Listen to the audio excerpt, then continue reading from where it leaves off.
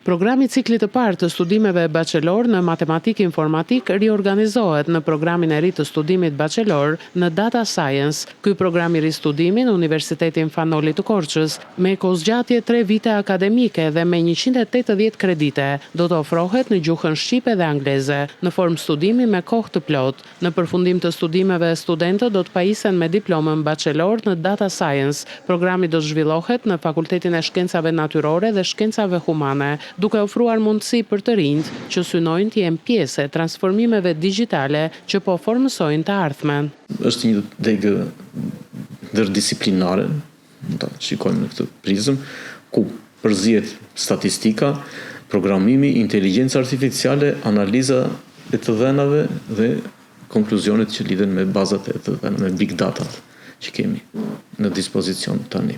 Është një degë që i përgjigjet kohës.